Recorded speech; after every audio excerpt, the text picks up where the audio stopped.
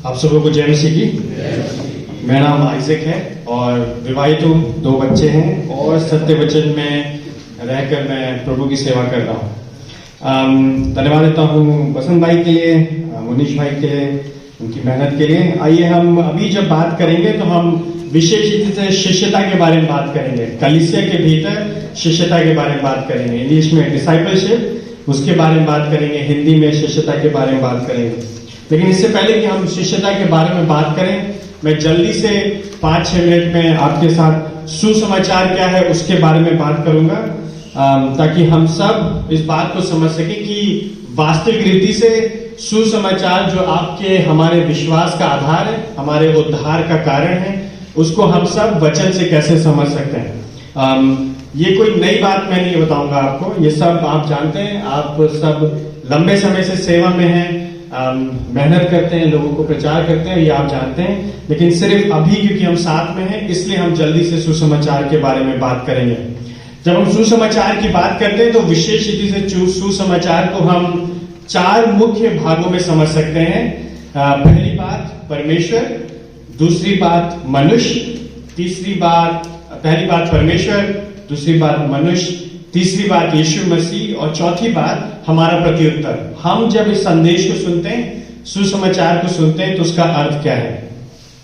Bible बताती है कि परमेश्वर सृष्टिकर्ता परमेश्वर है। जो पहली बात, सुसमाचार की मुख्य बात, परमेश्वर सृष्टि करता है, वो पवित्र है, वो धर्मी है और उसने सब चीजों को इसलिए बनाया है क्योंकि वो परमेश्वर है, वो अधिकारी है और अपनी महिमा के लिए।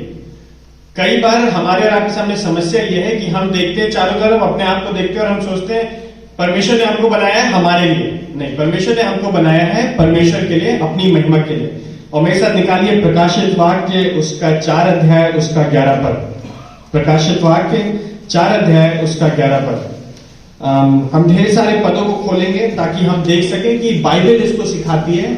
हम जो यहाँ पे साथ में एकत्रित हुए, सिर्फ हम अनुभव से या बातचीत के द्वारा नहीं, लेकिन बाइबल हमको सिखाती है। प्रकाशित वाक्य 4 अध्याय उसके 11 पद में लिखा है, हे हमारे प्रभु और परमेश्वर, तू ही महिमा, आदर और सामर्थ के योग्य है, क्योंकि तूने ही सब वस्तुओं को सृजा और उनका अस्तित्व और उनकी सृष्टि तेरी ही इच्छा से हुई। ये है परमेश्वर जिसने सब चीजों को बनाया। और जितना अधिक आप परमेश्वर के बारे में अध्ययन करेंगे बाइबल में, वो आपको बताएगी कि परमेश्वर है कौन। क्योंकि परमेश्वर ने अपने बारे में चीजों को लिखवाया है अलग अलग लोगों के द्वारा। तो कहता है मैं पवित्र हूं, तुम पवित्र बनो। परमेश्वर पक्षपात नहीं करता है, वो सही को सही और गलत को गलत करता है। परमेश्वर क्रोध करने में धीमा है, लेकिन वो पापी को किसी भी रीति से अनदेखा नहीं करता। तो परमेश्वर पाप के साथ समझौता नहीं करता है। ये है परमेश्वर, ये है बाइबल का परमेश्वर जिसने संसार को बनाया है, जिसने आपको और मुझे बनाया है। ठीक है, तो ये परमेश्वर के बारे में। दूसरी बात, सुसमाचार में मनुष्य के बारे में देखते हैं। परमेश्वर ने मनुष्य को बनाया ताकि मनुष्य परमेश्वर के साथ संगति कर सके, आनंद ले सके, उसको महिमा दे सके, उसको दिखा सके, परमेश्वर को अपने जीवन से दिखा सके, देखो परमेश्वर है कौन। लेकिन मनुष्य ने विद्रोह किया, पाप किया और जिसकी वजह से वो परमेश्वर से अलग हो गया। तो मेरे साथ देखिए उत्पत्ति उसका 6 अध्याय, उत्पत्ति उसका 6 अध्याय उसका 5 पद।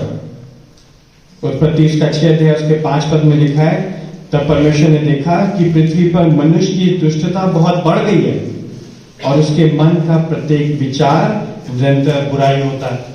ये है मनुष्य की स्थिति। उसका जो विचार है, उसकी जो भावनाएं हैं, पाप की वजह से। पाप क्या है? मनुष्य ने परमेश्वर के विरोध में जो बोलने, करने या सोचने के द्वारा किया है, वो पाप है।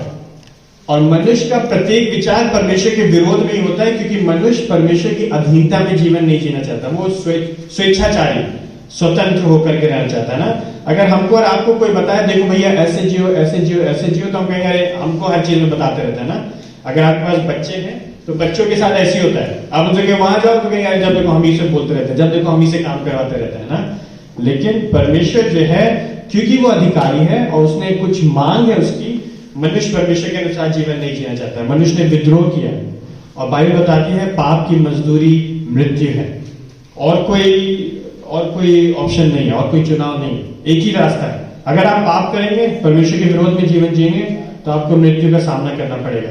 इब्रानियों में कहता है मनुष्य का एक ही बार मरना और फिर न्याय का होना नियुक्त है। तो हम एक जन्म लेते हैं, फिर दूसरा जन्म लेते हैं, फिर तीसरा जन्म वाली कोई समस्या नहीं है। बाइबल बताती है एक ही जन्म होगा, बच्चा पैदा हुआ, वो मरा और फिर उसके बाद उसका न्याय होगा। तो न्याय कौन करेगा? परमेश्वर करेगा, जो पक्षपात नहीं करता है। परमेश्वर करेगा जो पवित्र है, जो धर्मी है। ना केवल ये, लेकिन सुसमाचार में जो तीसरी बात है वो है यीशु मसीह के बारे में हम देखते हैं। यीशु मसीह जो स्वयं परमेश्वर है, वो परमेश्वर है, वो मनुष्य बनकर इस संसार में आ गया। वो 100% परमेश्वर 100% मनुष्य है, जिसने कुमारी मरियम से जन्म लिया, इस संसार में आ गया।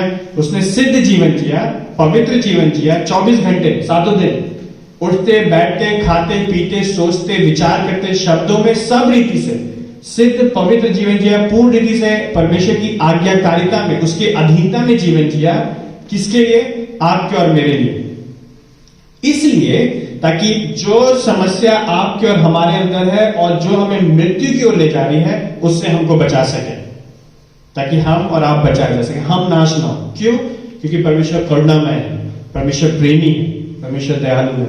और इसलिए उसने अपने पुत्र को भेजा, क्योंकि कोई और उपाय नहीं था, कोई और हमें मृत्यु से बचा नहीं सकता था। और इसीलिए परमेश्वर ने हमको बचाया ताकि हम मृत्यु से बच सके। और उसने अपने पुत्र को भेजा, वो क्रूस पे मारा गया, गाड़ा गया, तीसरे दिन जी उठा। उसने संपूर्ण रीति से सिद्ध जीवन जिया, उसको मरना नहीं चाहिए था, लेकिन वो फिर भी मरा आपके और मेरे लिए। ये है यीशु मसीह। और वो फिर जी उठा इसलिए क्योंकि वो दिखा रहा है कि देखो यीशु मसीह, मैं मरा हूं तुम्हारे पापों के लिए, लेकिन मैं जी उठा हूं, जिसकी वजह से मेरे पास आशा है, जीवित आशा है कि एक दिन हम भी मरेंगे और फिर जी उठेंगे। और अंततः हमारा प्रत्युत्तर, जिसके बारे में हम यूहन्ना उसका 3:36 में देखते हैं। तो हम सब यूहन्ना 3:16 हम सबको याद होगा, और क्योंकि हम लंबे समय से उसको सुनते रहते हैं। अगर आप चर्च के पर्यावरण में, चर्च में पढ़े हुए, तो आपने जाना होगा। लेकिन यूहन्ना 3:36 भी बहुत बढ़िया पद है, क्योंकि वो बताता है कि मनुष्य अगर परमेश्वर के विरोध में जीवन जी रहा है तो उसका होगा क्या। और यूहन्ना 3:36 में इस प्रकार लिखा है, जो पुत्र पर विश्वास करता है अनंत जीवन उसका है, परंतु वह जो पुत्र की नहीं मानता जीवन नहीं देखेगा, परंतु परमेश्वर का प्रकोप उस पर बना रहता है। अगर हम परमेश्वर के विरोध में जीवन जिएंगे तो उसका प्रकोप, उसका क्रोध, उसका गुस्सा, उसका दंड हमेशा हमेशा के लिए आपके ऊपर बना रहता है। मतलब होता रहेगा, चलता रहेगा, कभी खत्म नहीं होगा। ये है सुसमाचार। सुसमाचार ये है कि हमें बचाने के लिए यीशु मसीह आ गया और उसने हमें उस दंड से, उस प्रकोप से बचा लिया जो हमें और कोई नहीं बचा सकता था। तो यीशु मसीह की मृत्यु, उसका जीवन, उसकी मृत्यु, उसके पुनरुत्थान के द्वारा हम और आप बचाए जाते हैं। यह है सुसमाचार। और अगर हम इस बात का प्रचार करेंगे तो लोग यीशु मसीह के पीछे आएंगे। ये ही जीवन देता है, और कुछ जीवन नहीं दे सकता। बाइबल स्पष्ट है, और कोई बात जीवन नहीं देती है। और इसी के आधार पे हम शिष्यता के बारे में बात करेंगे। जब हम शिष्यता की बात करते हैं, डिसाइपलशिप की बात करते हैं ना, लोगों की चरवाही करने की, अगुवाई करने की बात करते हैं, तो हम क्यों कर रहे हैं? क्योंकि यीशु मसीह जिसकी वजह से सुसमाचार हमारे पास है, हम उसको लोगों को देना चाहते हैं। तो हम प्रचार करते हैं और फिर लोगों की सहायता करते हैं कि वो धीमे धीमे शिष्यता में बढ़ सकें। अच्छा, तो आपने शिष्यता शब्द पहले सुना होगा, है ना? ये कोई नया शब्द नहीं है। और हम इसको इस्तेमाल करते हैं बार बार। तो मेरा प्रश्न ये है कि जब आप शिष्यता के बारे में सोचते हैं तो आप शिष्यता के बारे में क्या सोचते हैं? क्या विचार आता है आपके पास? कोई भी बोल सकता है। Follow the teachings. हाँ जी, फॉलो द टीचिंग्स। शिक्षा का पालन करना, अनुसरण करना, ठीक है। और शिष्यता का मतलब क्या है? गुरु जैसा चलता है उसके अनुसार चलना। गुरु जैसा चलता है उसके अनुसार चलना। यूपी में कहावत है, जैसा गुरु वैसा चेला, दोनों में ठेलम ठेला। ठीक है। और शिष्यता का मतलब और क्या है? परमेश्वर की अधीनता में रहना। परमेश्वर की अधीनता में रहना, ठीक है। हम सब शिष्यता जो शब्द है उससे बहुत वाकिफ हैं। गुरु और शिष्य की जो बात है वो हमारे भारत देश में बहुत चलती है ना, लेकिन हमें समझना है कि बाइबल हमें क्या सिखाती है शिष्यता के बारे में, वो महत्वपूर्ण है ना। अगर आप अगेन फिर से अगर आप माता पिता है, माता नहीं सिर्फ पिता है, आप पिता लोग हैं, अगर आप पिता हैं आप, तो आप जिस रीति से अपने बच्चे को संभालते हैं बढ़ाते हैं वो शिष्यता का कार्य है। तो मेरे पास बेटा है, वो बड़ा है, बेटी है वो छोटी है, और क्योंकि वो बड़ा है तो मैं उससे ज्यादा काम करने के लिए कहता हूँ, ये करो वो करो वो करो वो करो, और वो कभी कभी क्या करता है कुड़कुड़ाने लगता है अंदर से, यार मुझे ही करना पड़ता है। उससे भी बोल सकते हैं फैलाया तो उसने था, समेटना मुझे पड़ता है ना, लेकिन फिर मुझे उसे बुलाना पड़ता है और मुझे उसे कहता हूँ क्योंकि तुम बड़े हो इसलिए तुम इस कार्य को करो, क्योंकि परमेश्वर ने मुझे तुम्हारे ऊपर रखा है इसलिए तुम मेरी आज्ञा मानो, ये परमेश्वर की मांग है। और मैं उसे शिष्यता में बढ़ा रहा हूं, मैं उसे सिखा रहा हूं कि परमेश्वर क्या कर रहा है, और मेरी आशा है कि जब वो बड़ा हो जाएगा तो एक दिन ये सब बातें वो स्मरण रखेगा और वो याद रखेगा कि पिताजी ने मेरे क्या सिखाया है और उन बातों के अनुसार वो चलेगा। उसी प्रकार जब हम शिष्यता की बात करते हैं वचन के आधार पर, तो शिष्यता में विशेष रीति से हम परमेश्वर के वचन के अनुसार विश्वासियों को यीशु मसीह के समान बनने में सहायता करते हैं। जो हमारा अंततः अल्टीमेट नमूना है, एग्जाम्पल है ना, जो सर्वश्रेष्ठ एग्जाम्पल है, हम चाहते हैं कि हम उसकी तरह सब उनको जो विश्वासी लोग उनको बनने में सहायता कर सके। हम सब शिष्य हैं, हम सब शिष्य हैं। हम ऐसा नहीं जो लोग यहाँ बैठे हैं या मैं यहाँ खड़ा हूं या जो भी हैं, हम सब शिष्यता से ग्रेजुएट नहीं होते, हम कभी शिष्यता से ग्रेजुएट नहीं होते हैं। हम हमेशा हमारे जीवन में कोई ना कोई निवेश करता रहता है और हम हमेशा दूसरों के जीवन में निवेश करते रहते हैं ताकि हम उनको यीशु मसीह के समान बनते हुए देख सकें। तो इससे पहले कि हम जल्दी से बात करें शिष्यता क्या है, हम बात करेंगे शिष्य कौन है ना। तो हमें यह भी पता होना चाहिए कि हम शिष्यता कर किसकी रहे, है ना। हम किसी को भी रोड में पकड़ के तो नहीं कहते आओ तुम्हें शिष्य, वो शिष्यता तुम्हारी करे ना, लेकिन हमको पता होना चाहिए कि शिष्य है कौन। सबसे पहली बात, एक शिष्य वो है जो परमेश्वर की विशेष बुलाहट के अनुसार प्रत्युत्तर करता है और वो क्या करता है, पापों से पश्चाताप करता है, विश्वास करता है और यीशु मसीह के पीछे चलता है। इसको देखने के लिए मेरे साथ निकाल लीजिए 2 तीमुथियुस 1 अध्याय उसका 9 पद। अच्छा, हम इस सत्र में ढेर सारे पदों को खोलेंगे, तो आप लिख भी सकते हैं, लेकिन मेरे साथ अगर खोलेंगे और बाइबल में देखेंगे तो आपको समझ में आएगा कि हम लोगों ने देखा था। 2 तीमुथियुस उसका 1 अध्याय उसका 9 पद, यहाँ इस प्रकार लिखा है, जिसने हमारा उद्धार किया, अर्थात परमेश्वर ने, प्रभु यीशु मसीह ने, वो पवित्र बुलाहट से बुलाया है, हमारे कामों के अनुसार नहीं परंतु अपने ही उद्देश्य अनुग्रह के अनुसार जो मसीह यीशु में अनंत काल से हम पर हुआ। तो हम बुलाए गए हैं। शिष्य कौन है? जिसको बुलाया गया है, चुना गया है। किसके द्वारा? परमेश्वर के द्वारा। जो परमेश्वर के द्वारा बुलाया गया है, चुना गया है और उसने प्रत्युत्तर दिया है। तो आपको अगर याद होगा तो मरकुस में यीशु मसीह झील के किनारे जा रहे हैं और वो शिष्यों को धीमे धीमे बुला रहे हैं। तो उसने पतरस को बुलाया, यूहन्ना को, आओ मैं तुम्हें मनुष्य का मछुआ बनाऊंगा। तो उन्होंने ये नहीं सोचा अरे पता नहीं जाए कि ना जाए, देखा जाएगा, होगा कि नहीं होगा, पता नहीं क्या होगा। नहीं, वहां लिखा है उन्होंने तुरंत अपने जालों को छोड़ा और वो यीशु मसीह के पीछे हो लिया, तुरंत। एक शिष्य कौन है? जो यीशु मसीह के पीछे चल रहा है, उसकी बुलाहट के अनुसार अनुकरण करते हुए उसके पीछे चल रहा है। ना केवल ये, लेकिन वो कौन है? वो एक शिष्य वो है जो परमेश्वर के वचन से प्रेम करता है। अगर आपको जानना है कि कोई एक व्यक्ति सच्चा शिष्य है कि नहीं, आप देखिए कि क्या उसके अंदर परमेश्वर के वचन के प्रति भूख है कि नहीं है। अगर वो परमेश्वर के वचन से, अगर वो परमेश्वर से प्रेम करता है, परमेश्वर के वचन से प्रेम करेगा, क्योंकि वो और अधिक परमेश्वर की बातों को सीखना चाहेगा ना।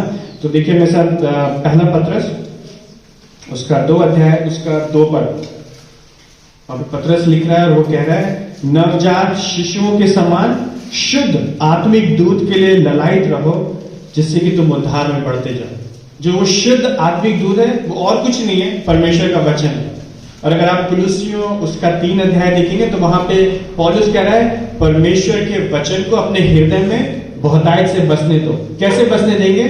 जब आप उसको पढ़ेंगे, जब आप उसका मनन करेंगे, उसको अपने अंदर बैठाएंगे, है ना। तो एक शिष्य जो है वो परमेश्वर के वचन से प्रेम करेगा। तीसरी बात, एक शिष्य जो है वो अपना क्रूस उठा करके चलेगा, है ना। वो संसार की बातों के बारे में विचार नहीं करेगा, संसार के बारे में विचार नहीं करेगा, लेकिन उसको पता है कि उसका जीवन यीशु मसीह के लिए है, तो वो उन सब बातों को जो उसको भटका सकती हैं, जो उसको गिरा सकती हैं, उनको छोड़ेगा, अपना क्रूस उठाएगा, अपना परित्याग करेगा, लोगों का परित्याग करेगा, ताकि वो प्रभु यीशु मसीह के पीछे पवित्रता के साथ चल सके, है ना। कल्पना करिए आपके कंधे पे क्रूस है बड़ा सा, और क्रूस आपके कंधे पे है और आप क्रूस लेकर के चल रहे हैं, है ना। पुराने समय में जब यीशु मसीह के समय में जब रोमी लोग क्रूस पे लोगों को चढ़ाते थे तो ऐसे ही करते थे, उनके कंधे पे क्रूस लाते थे, और जहां उनको जाना है उनको क्रूस पे चढ़ाना है, वहां तक वो क्रूस लाद करके लेके जाते थे। अब कल्पना करिए वो जो व्यक्ति जिसके कंधे पे क्रूस है, वो जब रास्ते में जा रहा होगा जहां पर उसको क्रूस पे चढ़ाया जाना है, वो रास्ते में क्या सोच रहा होगा, क्या सोच रहा होगा बताइए, कोई अनुमान क्या सोच रहा होगा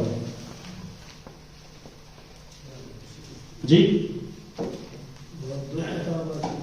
जी दुख तो है, दुख तो होगा क्योंकि वो क्रूस उठा के जा रहा है। वो और क्या सोच रहा होगा जी? थोड़ी देर में मरना है। वो ये नहीं सोच रहा होगा अरे आज शाम को मेरे दोस्त लोग पता नहीं क्या खाने के लिए जा रहे होंगे, काश मैं भी जा पाता, वहां मजा आ जाता, है ना। वो ये नहीं सोच रहा होगा अरे मेरे घर में पता नहीं क्या समस्या चल रही है। वो ये नहीं सोच रहा होगा कि पता नहीं मेरे बच्चों के पास कपड़े वपड़े होंगे पहनने के लिए कि नहीं होंगे। वो जानता है कि वो मरने जा रहा है और वो क्रूस पे लटकाया जाएगा, उसकी बेइज्जती होगी। एक जो शिष्य है वो अपना क्रूस उठाएगा और वो लोगों की चिंता नहीं करेगा। वो जानता है कि वो यीशु मसीह के लिए जीवन जिएगा, क्योंकि वही उसका प्रभु है, उसका स्वामी है। ना केवल ये, एक शिष्य जो है वो संसार के अनुसार जीवन नहीं जिएगा, वो प्रभु के अनुसार जीवन जिएगा। अगर आप दूसरा कुरिन्थियों उसका 5 अध्याय उसका 17 पद देखें, दूसरा कुरिन्थियों उसका 5 अध्याय उसका 17 पद, वहां लिखा इसलिए यदि कोई मसीह में है तो वह नई सृष्टि है, पुरानी बातें तो बीत गई, देखो नई बातें आ गई। एक शिष्य जो है वो पुराने जीवन के अनुसार जीवन नहीं जिएगा, वो जब यीशु मसीह में उसने उद्धार पा लिया तो वो अब यीशु मसीह के अनुसार जीवन जिएगा, वो संसार के अनुसार नहीं जिएगा। उसका संसार से कोई नाता नहीं होगा, वो संसार में होगा लेकिन संसार से उसका कोई संबंध नहीं है। उसका सब कुछ बदल गया, उसके सोचने की, उसके लक्ष्य, उसके विचार, उसकी इच्छाएं सब परिवर्तित हो गई। क्यों? क्योंकि वो यीशु मसीह के अनुसार जीवन जी रहा है और वो यीशु मसीह के पीछे चल रहा है।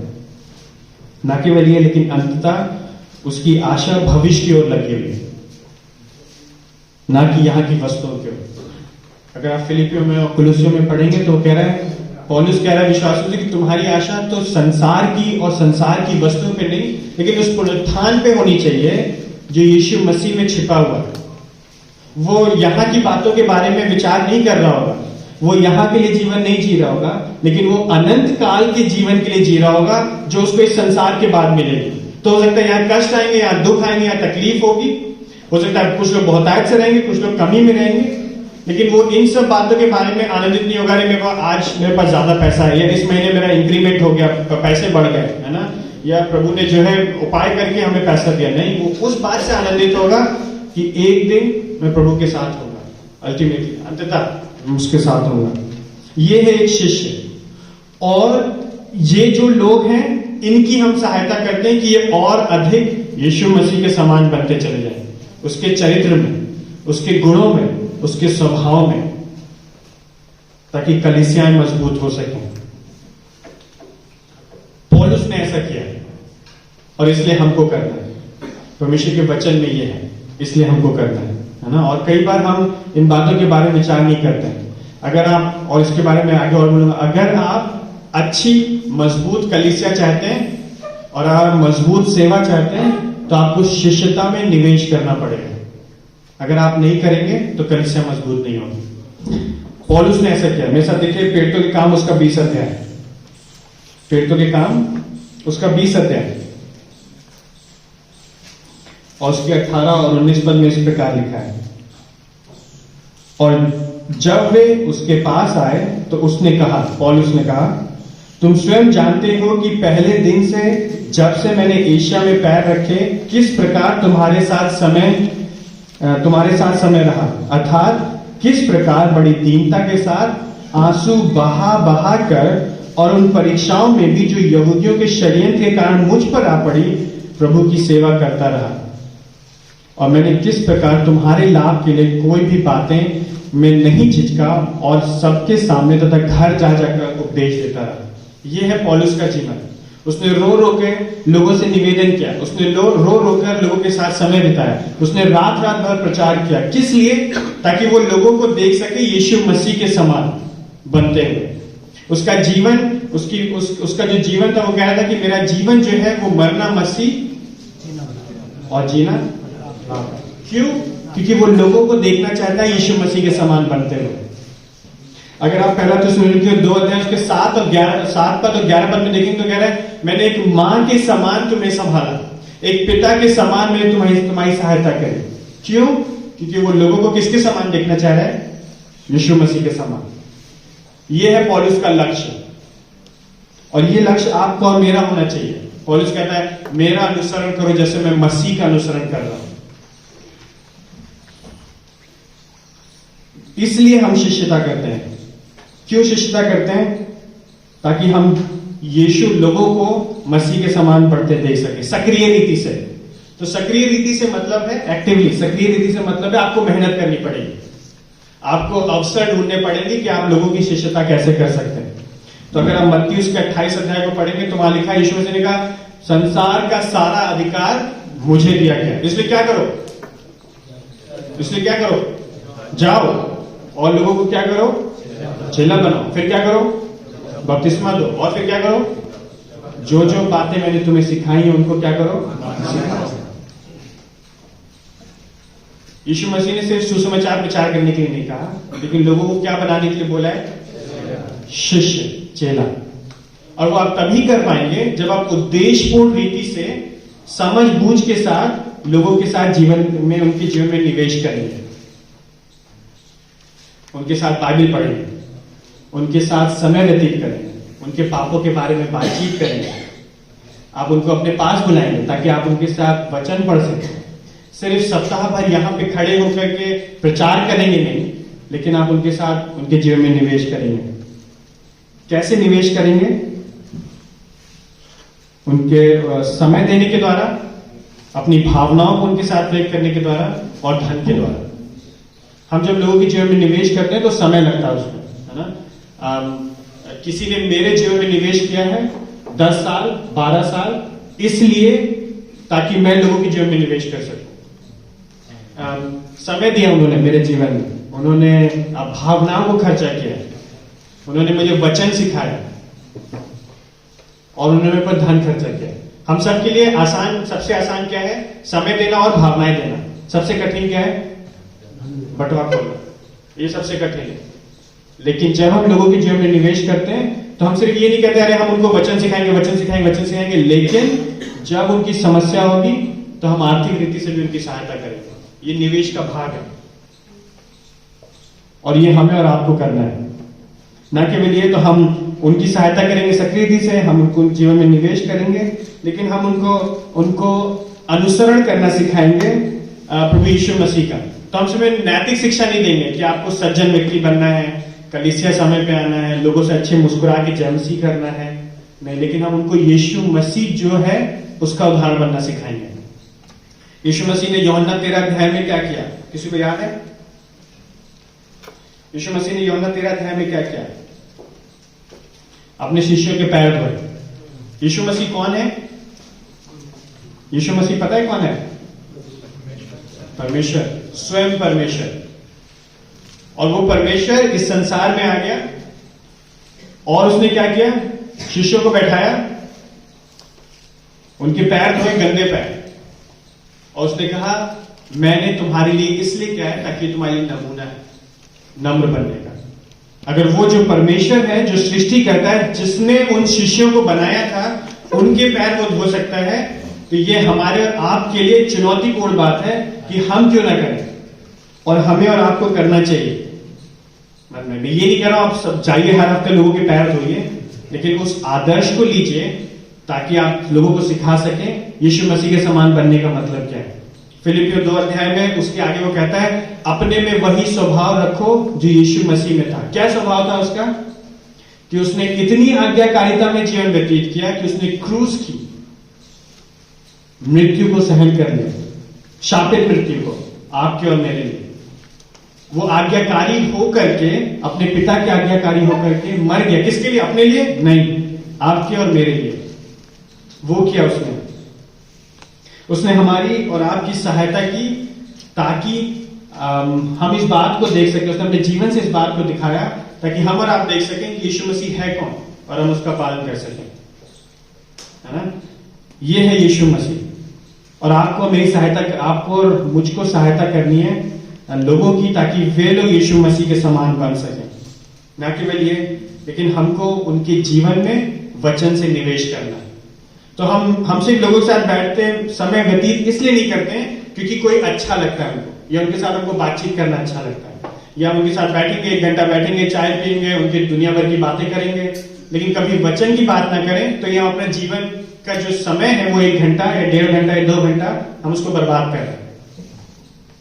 लेकिन हम उनके जीवन में वचन से निवेश करेंगे, हम उनकी सहायता करेंगे कि वो हमारे से उत्तम सलाहों पे, हमारे परामर्श पे निर्भर ना रहें, लेकिन वो जब उनके सामने समस्या आए तो वो वचन खोलें और देखें अच्छा परमेश्वर का वचन ये कहता है ना? हम आज हैं और कल नहीं होंगे। हो सकता है आज हम यहां सेवा कर रहे हैं, कल कहीं और सेवा कर रहे हैं। हो सकता है आज हम जीवित हैं, कल जीवित नहीं होंगे, लेकिन उनके पास जो हमेशा रहेगा वो क्या रहेगा? परमेश्वर का वचन। और हमारी और आपकी सहायता, हमें और आपको सहायता करनी है ताकि हम उनको सिखा सकें कि वो परमेश्वर के वचन को समझें। और जब अगर वो वचन को समझेंगे, वचन को पढ़ना सीखेंगे, अध्ययन करना सीखेंगे, तो वो एक रीति से परमेश्वर को प्राप्त करेंगे और गहराई से। हमारा लक्ष्य ये नहीं है कि वो ये कहें कि अरे पास्टर साहब बहुत बढ़िया है, ये इवेंजलिस्ट बहुत बढ़िया है, ये अगुवे बहुत अच्छे हैं। हमारा लक्ष्य ये है कि हम उनको परमेश्वर के निकटता में ला सकें ताकि वो यीशु मसीह के समान बन सके। हमें उनको सिखाना है कि वो परमेश्वर के वचन पे और परमेश्वर भरोसा रखें, ना कि लोगों पे। तो कल को अगर कोई गड़बड़ी होगी उनके जीवन में तो वो दौड़ नहीं आएंगे। पास्टर साहब ये बताइए कोई फॉर्मूला है इस समस्या से निकलने का या इस पाप से बचने का? नहीं, वो परमेश्वर के वचन के पास जाएंगे, आपके पास आएंगे, आपसे सलाह मांगेंगे, आप कहां लेके जाएंगे उनको? वचन में। ये काम है आपका मेरा। अगर साल बाद, 2 साल बाद, 3 साल बाद, 4 साल बाद अगर वो यही सोचते हैं कि पास्टर साहब के पास सब चीजों का जीवन घुट्टी है, तो फिर हमने उनकी शिष्यता सही रीति से नहीं की है।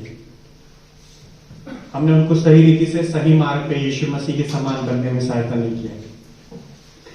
लेकिन हम शिष्यता करते क्यों है? क्योंकि ये आज्ञा है, यीशु मसीह ने हमें आज्ञा दी, जाओ चेले बनाओ, ये करना ही करना है ना? यीशु मसीह स्वयं परमेश्वर की आज्ञा है आपके और मेरे लिए कि हमें उनको शिष्य बनाना है। किसमें बढ़ाना है? वचन में बढ़ाना है। क्यों? ताकि वे पवित्र जीवन जी सकें। किस लिए? ताकि वो सुसमाचार कार्य के लिए तैयार हो सके। अगर आप 2 तिमुथियुस 2 अध्याय उसका 2 पद देखेंगे तो पौलुस वहां तिमुथियुस को लिख रहा है और कह रहा है जो जो बातें मैंने तुम्हें सिखाई हैं तुम उन विश्वास योग्य लोगों को दे दो जो औरों को सिखाने वाले हो सके। ये है हमारा और आपका काम, ये करना है हमें और आपको। लेकिन ये सब हम करेंगे कहां? कलीसिया में। शिष्यता का जो मुख्य काम है वो कलीसिया के भीतर होता है ना? शिष्यता का जो मुख्य काम है वो कलीसिया के भीतर होता है। अगर आप चाहते हैं, जैसे मैंने पहले कहा था, अगर आप चाहते हैं कि आपकी कलीसिया मजबूत हो, दृढ़ हो, जड़ पकड़े, तो उसके लिए आपको क्या करना पड़ेगा? कलीसिया के भीतर शिष्यता को बढ़ावा देना पड़ेगा।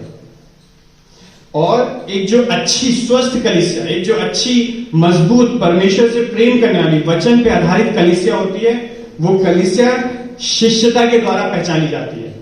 अगर कलीसिया में शिष्यता हो रही है तो वो कलीसिया मजबूत होगी, दृढ़ होगी। शिष्यता कलीसिया में और अधिक मजबूत विश्वासियों को दृढ़ करती है, उनको बढ़ाती है ताकि कलीसिया मजबूत हो, ताकि परमेश्वर का राज्य मजबूत हो। तो कौन करता है शिष्यता? कलीसिया करती है।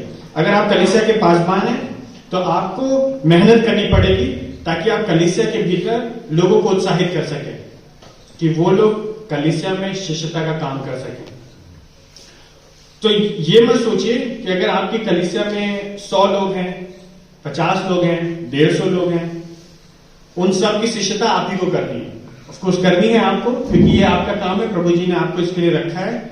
लेकिन आपको इस प्रकार से कलीसिया के भीतर ऐसा पर्यावरण बनाना है ताकि कलीसिया में अन्य विश्वासी लोग एक दूसरे की शिष्यता कर सके।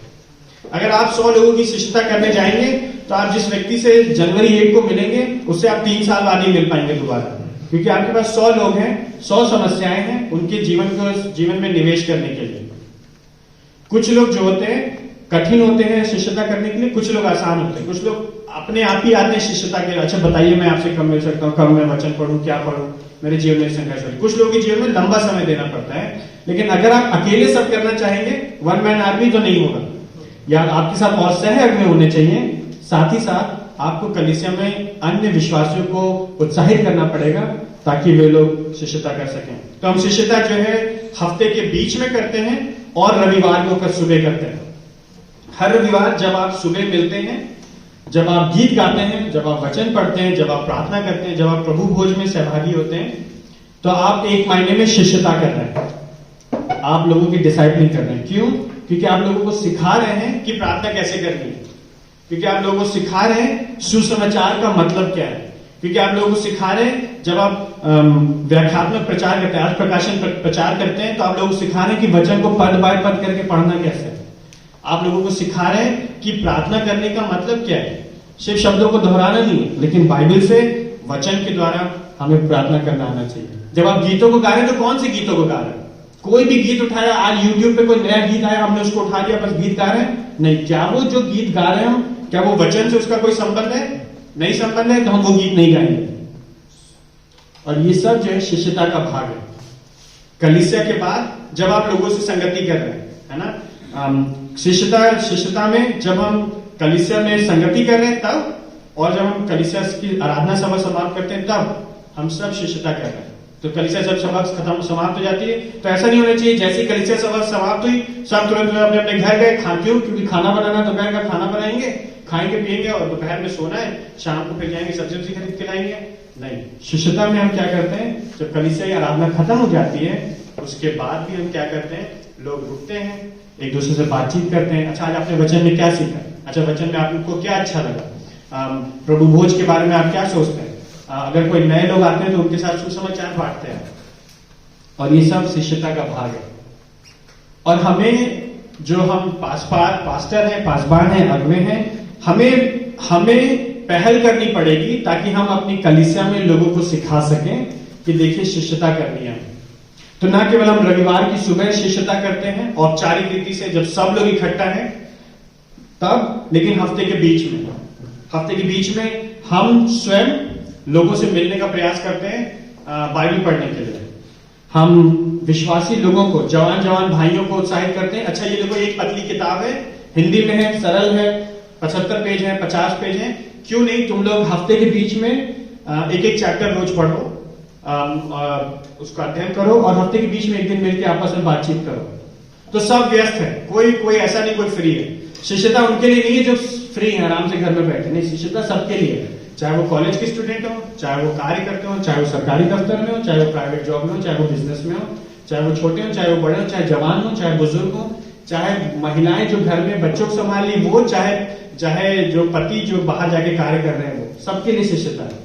और आपको सोचना पड़ेगा कि आप अपनी कलीसिया में लोगों को कैसे उत्साहित कर सकते हो। तो मैं कुछ उदाहरण दे रहा हूं, है ना। तो जवान भाई लोग साथ में किताब पढ़ सकते हैं। हो सकता है कोई ऐसी माता है जो घर में रहती है और उनके पास दोपहर में समय होता है, तो हो सकता है वो किसी दूसरी माता के पास जा सकती हैं, बहन के पास जा सकती हैं, उनको अपने घर बुला सकती हैं और आधे घंटे 45 मिनट हो सकता है साथ में एक दूसरे के जीवन के संघर्षों के बारे में बात कर सकती हैं, प्रार्थना कर सकती हैं, वचन के सोच बता सकती हैं। अच्छा आज मैं सुबह ये वचन पढ़ रही थी, मैं इसलिए इस वचन से बहुत उत्साहित हुई। एक जवान बहन दूसरी जवान बहन के साथ हफ्ते के बीच में मिल सकती है और उनको बता सकती है कि वो बाइबल में क्या पढ़ रही है, वो क्या सीख रही है। वो बता सकती है कि वो वचन में क्या उन्होंने जो हफ्ते भर में वचन सीखा था, उसमें संडे को जो वचन सुना था उसके द्वारा उन्होंने क्या सीखा। एक जो बुजुर्ग अंकल आंटी हैं जो रिटायर्ड हैं, जो जिनके पास कोई काम नहीं है, वो दूसरे किसी जवान शादीशुदा व्यक्ति को बुला सकते हैं, उनके पति और पत्नी को, ताकि वो उनके जीवन में निवेश कर सकें और बता सकें वचन के आधार पर विवाहित होने का मतलब क्या है, उनकी सहायता कर सकते हैं। तो ये सारा काम जो है पास्टर को अकेले करने की जरूरत नहीं है, आपकी जिम्मेदारी है कि आप स्वयं करें और दूसरों को उत्साहित करें ताकि वो भी कर सकें, जिसके लिए आपको मेहनत करनी पड़ेगी, समय देना पड़ेगा। तो परमेश्वर ने आपको और मुझको कलीसिया में रखा है इसलिए ताकि हम सेवा कर सकें, लोगों के जीवन में निवेश कर सकें और उनको शिष्य बना सकें यीशु मसीह के समान। तो प्रभु ने पास्टरों को जो विशेष बुलाहट दी है, विशेष रीति से रखा है, स्थापित किया ताकि वो कलीसिया की सेवा कर सके। सब लोगों को पास्टर का काम करने के लिए नहीं बुलाया, कुछ लोगों को बुलाया और प्रभु का उसके लिए धन्यवाद हो। लेकिन परमेश्वर ने सब लोगों को किस लिए बुलाया? शिष्यता का काम करने के लिए। जो महान आदेश है यीशु मसीह का, वो सिर्फ पास्टरों के लिए नहीं है, वो किसके लिए है? कलीसिया में प्रत्येक विश्वासी के लिए। क्यों? क्योंकि वो सहायता कर सकते हैं शिष्यता में लोगों की पढ़ने के लिए। इसलिए अगर आपकी और मेरी कलीसिया मजबूत होनी है, उसको जड़ पकड़ना है ताकि लोग सुसमाचार से प्रेम करें, वचन से प्रेम करें, एक दूसरे से प्रेम करें, तो उसके लिए आपको मेहनत करनी पड़ेगी ताकि लोग एक दूसरे की शिष्यता करने वाले हो सकें। उससे ना सिर्फ सुसमाचार की उन्नति नहीं होगी, लेकिन आप देखेंगे लोगों के संबंध अच्छे होंगे, लोग एक दूसरे से अधिक प्रेम करेंगे, एक दूसरे की अधिक चिंता करेंगे। आप ही को हर जगह फोन घुमा के नहीं पूछना पड़ेगा, लेकिन लोग एक दूसरे की चिंता करेंगे। क्यों? क्योंकि आप लोगों की सहायता कर रहे हैं यीशु मसीह के समान बनने की, जिसने सिर्फ अपने ही हित की नहीं, लेकिन दूसरों के हित की क्या की? चिंता की। और इसलिए ये आपका काम है कि आप लोगों के साथ करें। प्रश्न ये है कि आप कर रहे हैं कि नहीं कर रहे हैं। अगर आप नहीं कर रहे होंगे हफ्ते के बीच में शिष्यता, तो लोग नहीं करेंगे। भेड़ें किसके पीछे चलती हैं? भेड़ें किसके पीछे चलती हैं? चरवाहे के पीछे। और चरवाहा जहां जहां जाएगा, भेड़ें क्या करेंगी? वहीं जाएंगे। एक लेखक ने कहा है, एक पास्टर जब एक कलीसिया की चरवाही करता है, तो जो पास्टर होता है कुछ समय बाद भेड़ें भी उसी के समान बनने लगती हैं, वैसी हो जाती हैं। तो अगर पास्टर जो है बहुत ही खर्चीला होगा, खूब पैसे खर्चा कर रहा है, बिना आओ देखा ना ताओ देखा, पैसे खर्चा करे पड़े, कलीसिया भी वैसी हो जाएगी। अगर पास्टर प्रभु से प्रेम करेगा, वचन से प्रेम करेगा, अपने पैसे को लोगों के लिए खर्चा करेगा, प्रभु को देगा, लोगों के जीवन में खर्चा करेगा, बचत करेगा ताकि लोगों की सहायता कर सके, तो कलीसिया वैसे करेगी। अगर पास्टर पाप से खिलवाड़ करेगा, तो कलीसिया पाप से खिलवाड़ करेगी। अगर पास्टर अपने परिवार का ध्यान नहीं रखेगा, तो कलीसिया अपने परिवार का ध्यान नहीं रखेगा। इसलिए एक चरवाहे को, जब वो चरवाही कर रहा है, अगर आप नहीं करेंगे शिष्यता, तो आपकी कलीसिया शिष्यता नहीं करेगी। वो आपको देखेगी हफ्ते भर आप घर में पड़े रहते हैं, कभी कुछ किसी से विजिटिंग करने नहीं जाते हैं, कभी किसी के साथ बाइबल नहीं पढ़ते हैं, कभी किसी के जीवन में निवेश नहीं करते हैं, कभी आप लोगों की चिंता नहीं करते हैं, तो कलीसिया भी कहेगी ठीक है, सिर्फ संडे को मिलेंगे, जमसी करेंगे, दान डालेंगे, प्रभुभोज करेंगे, अपने अपने घर जाएंगे, है ना? वो कलीसिया नहीं है, वो शिष्यता नहीं है।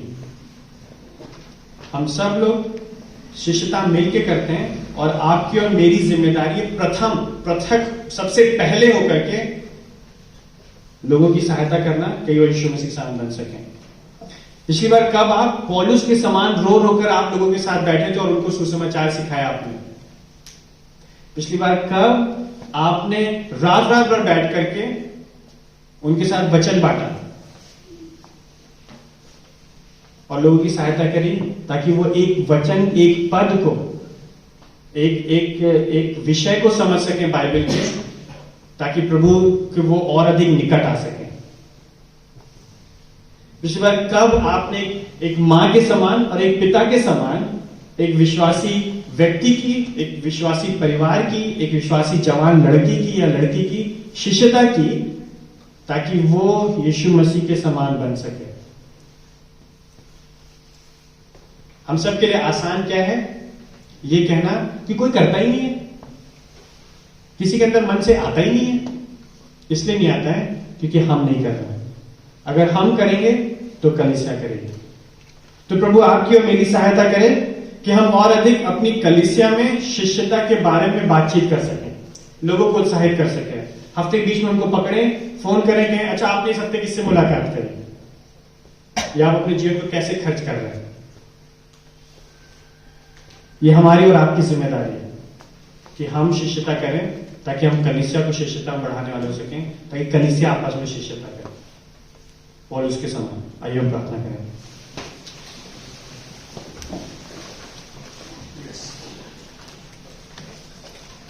परमेश्वर पिता, हमें क्षमा करिए क्योंकि हमने अपना जीवन वचन के अनुसार शिष्यता करने में व्यतीत नहीं किया है। हम इतना अधिक अन्य बातों में व्यस्त हैं, इतना अधिक अन्य बातों को लेकर के परेशान हैं, परिवार को लेकर के, खर्चों को लेकर के, कलीसिया में समस्याओं को लेकर के, कि हम ध्यान ही नहीं देते हैं कि प्रभु जी हम दूसरों के जीवन में निवेश नहीं करते। और इसके लिए हमें क्षमा करिए, लेकिन हमारी सहायता करिए कि हम वचन के अनुसार हमारे अंदर से जिज्ञासा दीजिए, भूख दीजिए, लालसा दीजिए, अभिलाषा दीजिए, ताकि हम लोगों को मसीह के समान बनते हुए देख सकें, ताकि वो पाप को गंभीरता से न लें, ताकि वो परमेश्वर की पवित्रता से प्रेम करें, ताकि वो सुसमाचार के लिए जिए, ना कि संसार के लिए। आप सहायता करिए, यीशु मसीह के नाम से मांगते हैं।